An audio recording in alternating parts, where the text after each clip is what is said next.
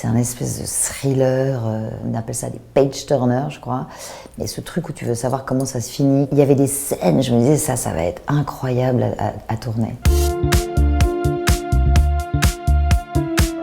Ça faisait longtemps que j'attendais qu'on me propose un rôle comme ça, à mon opposé, si différente de moi. J'adore l'idée de plonger dans un rôle, évidemment, très loin de moi. D'ailleurs, je me suis jamais demandé pourquoi il m'avait proposé le rôle, parce que c'est vraiment mon opposé. Et quand il m'a dit, d'ailleurs, en fait, je l'imagine brune aux cheveux courts, ok, génial, bien sûr, j'ai adoré composer ce personnage. C'était un pied incroyable de tourner un film où à la fois c'est un challenge comme acteur, tout en étant dans une grande sincérité. Il faut que ce soit d'une justesse et qu'on soit vraiment dans la vraie vie. Il y a quelque chose aussi de l'ambiance avec cet autre auteur du film qui est le compositeur. Jusqu'où on peut aller par amour. J'ai souvent dit à mes enfants que l'amour, ça doit être simple. Je crois qu'il faut être soi-même. J'essaie d'être sincère. Je crois que c'est vraiment peut-être ça le mot, la grande sincérité. Je crois qu'il faut toujours être sincère. En 2017, j'avais cet espoir et d'ailleurs le collectif 50-50 s'appelait 50-50-20-20 avant qu'on enlève le 2020. Je pensais que ça irait plus vite, mais ce qui était assez formidable, c'était déjà cette sororité dans l'industrie. Moi qui ai connu vraiment une époque où il y avait une compétition entre actrices, c'est complètement changé. En tout cas, il y a des avancées. Il reste encore beaucoup de chemin pour arriver à la parité, mais je vois bien les nouveaux récits qui arrivent de femmes et ça, c'est assez formidable.